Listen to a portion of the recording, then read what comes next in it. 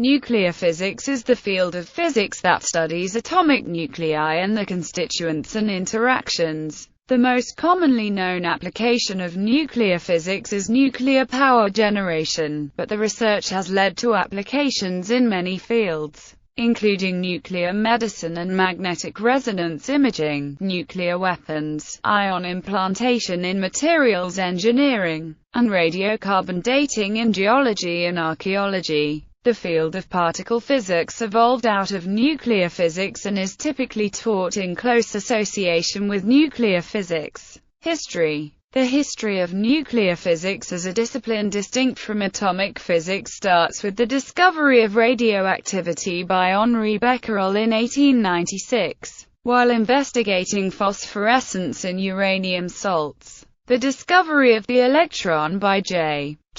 Thomson a year later was an indication that the atom had internal structure. At the beginning of the 20th century, the accepted model of the atom was J.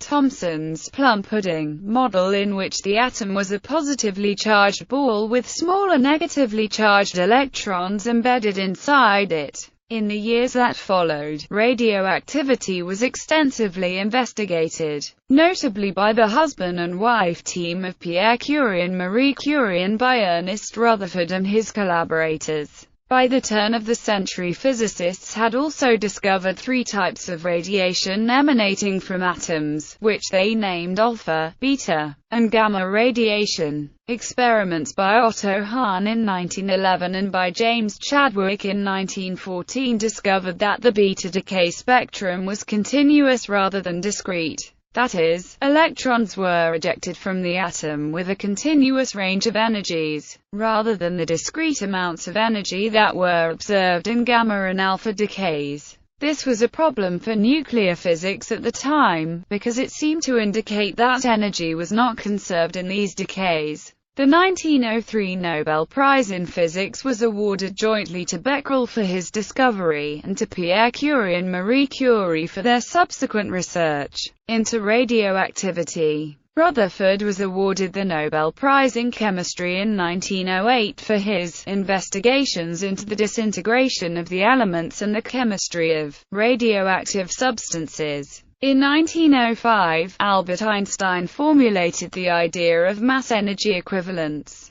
While the work on radioactivity by Becquerel and Marie Curie predates this, an explanation of the source of the energy of radioactivity would have to wait for the discovery that the nucleus itself was composed of smaller constituents, the nucleons. Rutherford's team discovers the nucleus in 1907. Ernest Rutherford published Radiation of the Alpha Particle from Radium in Passing Through Matter. Hans Geiger expanded on this work in a communication to the Royal Society with experiments he and Rutherford had done, passing alpha particles through air, aluminum foil and gold leaf. More work was published in 1909 by Geiger and Marsden, and further greatly expanded work was published in 1910 by Geiger. In 1911–1912 Rutherford went before the Royal Society to explain the experiments and propound the new theory of the atomic nucleus as we now understand it. The key experiment behind this announcement was performed in 1910 at the University of Manchester. Ernest Rutherford's team performed a remarkable experiment in which Geiger and Ernest Marsden, under Rutherford's supervision, fired alpha particles at a thin film of gold foil. The plum pudding model had predicted that the alpha particles should come out of the foil with their trajectories being at most slightly bent.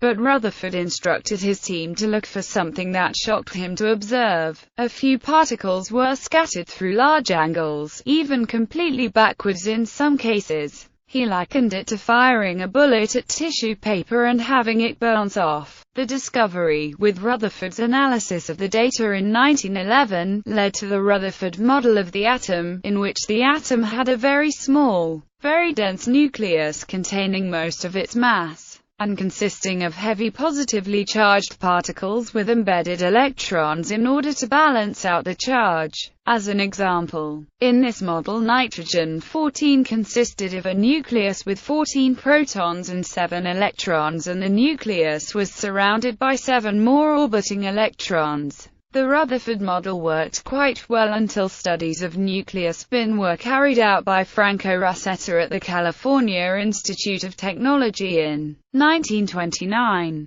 By 1925 it was known that protons and electrons each had a spin of 1/2. In the Rutherford model of nitrogen-14, 20 of the total 21 nuclear particles should have paired up to cancel each other's spin, and the final odd particle should have left the nucleus with a net spin of 1/2. Rosetta discovered, however, that nitrogen-14 had a spin of 1. James Chadwick discovers the neutron in 1932. Chadwick realized that radiation that had been observed by both Herbert Becker, Irene and Frederic Joliot-Curie was actually due to a neutral particle of about the same mass as the proton, that he called the neutron. In the same year, Dmitry Ivanenko suggested that there were no electrons in the nucleus, only protons and neutrons, and that neutrons were spin 1/2 particles, which explained the mass not due to protons. The neutron spin immediately solved the problem of the spin of nitrogen-14, as the one unpaired proton and one unpaired neutron in this model each contributed a spin of 1/2 in the same direction, giving a final total spin of 1. With the discovery of the neutron, scientists could at last calculate what fraction of binding energy each nucleus had, by comparing the nuclear mass with that of the protons and neutrons which composed it. Differences between nuclear masses were calculated in this way. When nuclear reactions were measured, these were found to agree with Einstein's calculation of the equivalence of mass and energy to within 1% as of 1934. Proctor's equations of the massive vector boson field. Alexandru Proctor was the first to develop and report the massive vector boson field equations and a theory of the mesonic field of nuclear forces. Proctor's equations were known to Wolfgang Pauli, who mentioned the equations in his Nobel address, and they were also known to Yukawa, Wenzel, Taketani, Sakata, Kemmer, Heitler, and Froelich, who appreciated the content of Proctor's equations for developing a theory of the atomic nuclei in nuclear physics. Yukawa's meson postulated to bind nuclei in 1935. Hideki Yukawa proposed the first significant theory of the strong force to explain how the nucleus holds together. In the Yukawa interaction, a virtual particle, later called a meson, mediated a force between all nucleons, including protons and neutrons. This force explained why nuclei did not disintegrate under the influence of proton repulsion, and it also gave an explanation of why the attractive strong force had a more limited range than the electromagnetic repulsion between protons. Later, the discovery of the pi meson showed it to have the properties of Yukawa's particle. With Yukawa's papers, the modern model of the atom was complete. The center of the atom contains a tight ball of neutrons and protons, which is held together by the strong nuclear force, unless it is too large. Unstable nuclei may undergo alpha decay, in which they emit an energetic helium nucleus, or beta decay, in which they eject an electron. After one of these decays, the resultant nucleus may be left in an excited state,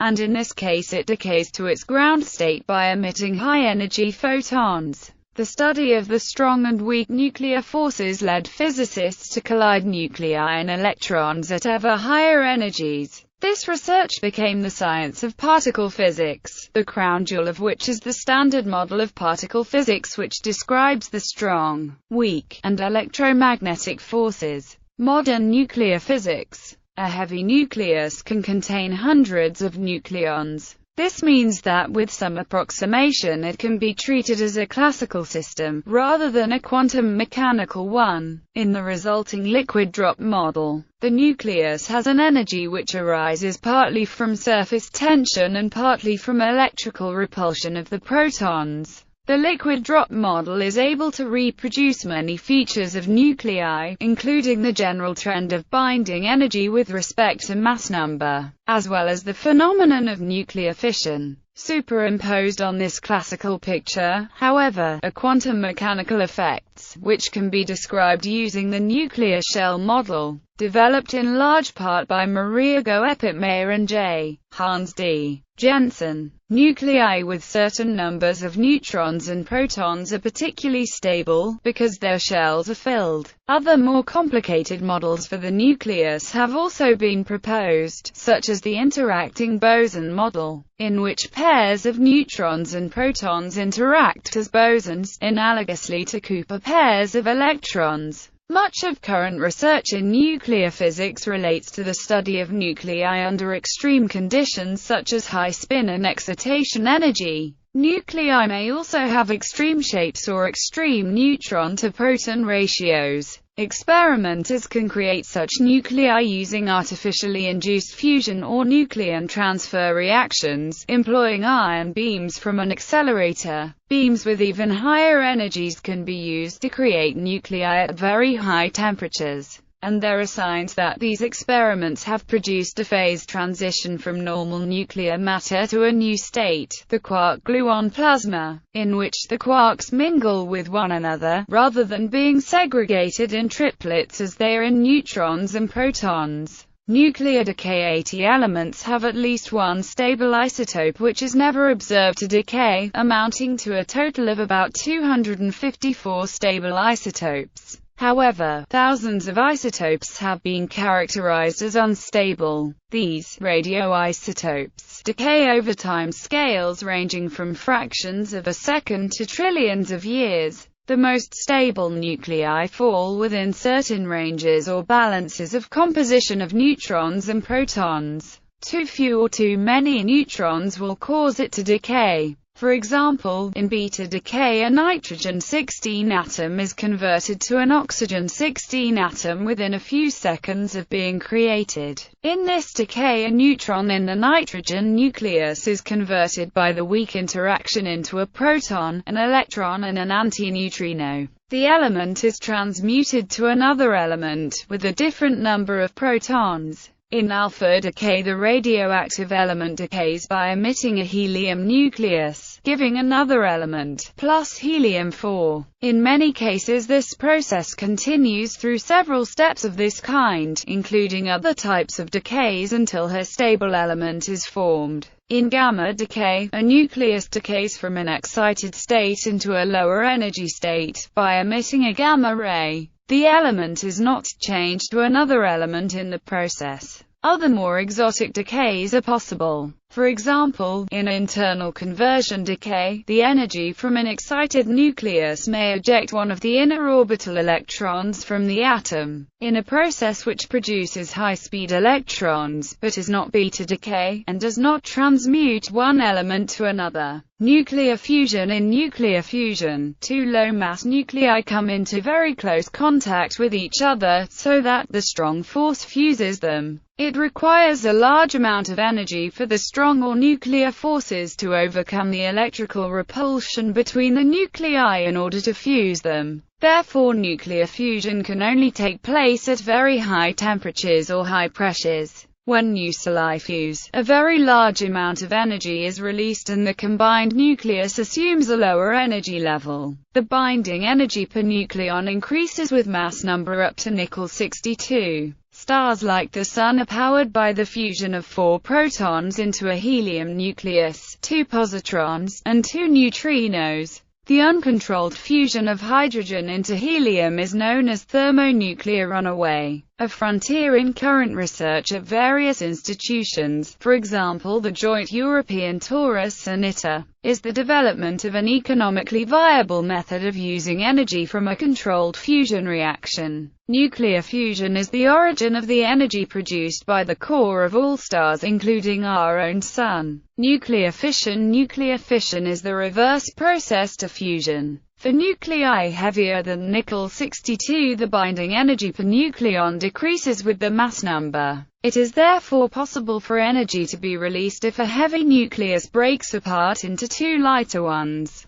The process of alpha decay is in essence a special type of spontaneous nuclear fission. It is a highly asymmetrical fission because the four particles which make up the alpha particle are especially tightly bound to each other, making production of this nucleus in fission particularly likely. From certain of the heaviest nuclei whose fission produces free neutrons, and which also easily absorb neutrons to initiate fission. A self-igniting type of neutron-initiated fission can be obtained in a chain reaction. Chain reactions were known in chemistry before physics, and in fact many familiar processes like fires and chemical explosions are chemical chain reactions. The fission or nuclear chain reaction, using fission-produced neutrons, is the source of energy for nuclear power plants and fission-type nuclear bombs, such as those detonated in Hiroshima and Nagasaki, Japan, at the end of World War II. Heavy nuclei such as uranium and thorium may also undergo spontaneous fission, but they are much more likely to undergo decay by alpha decay. For a neutron-initiated chain reaction to occur, there must be a critical mass of the relevant isotope present in a certain space under certain conditions.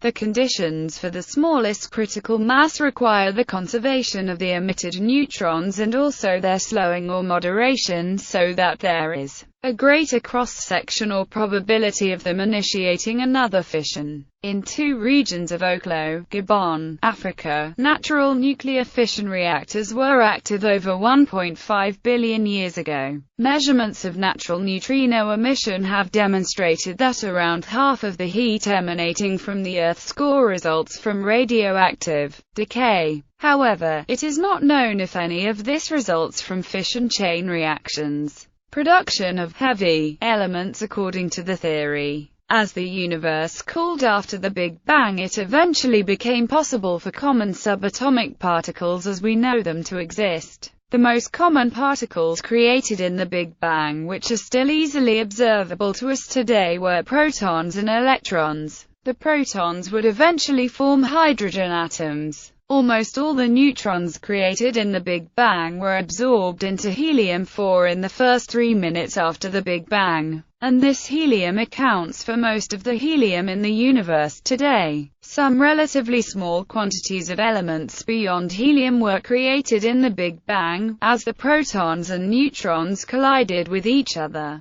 But all of the heavier elements that we see today were created inside stars during a series of fusion stages, such as the proton-proton chain, the CNO cycle and the triple alpha process. Progressively heavier elements are created during the evolution of a star. Since the binding energy per nucleon peaks around iron, energy is only released in fusion processes involving smaller atoms than that. Since the creation of heavier nuclei by fusion requires energy, nature resorts to the process of neutron capture. Neutrons are readily absorbed by a nucleus. The heavy elements are created by either a slow neutron capture process or the rapid, or R process. The S process occurs in thermally pulsing stars and takes hundreds to thousands of years to reach the heaviest elements of lead and bismuth. The R process is thought to occur in supernova explosions, which provide the necessary conditions of high temperature, high neutron flux and ejected matter. These stellar conditions make the successive neutron captures very fast, involving very neutron-rich species which then beta decay to heavier elements,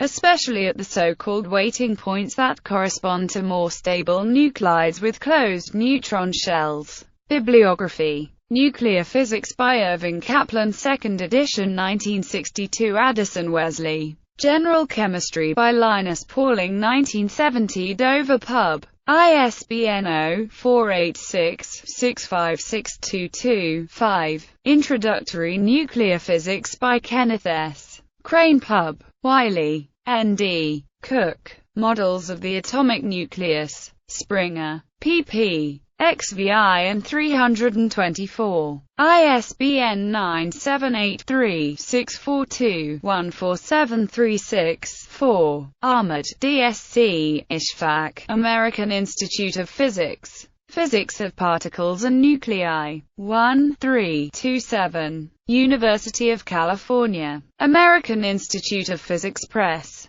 p. 124.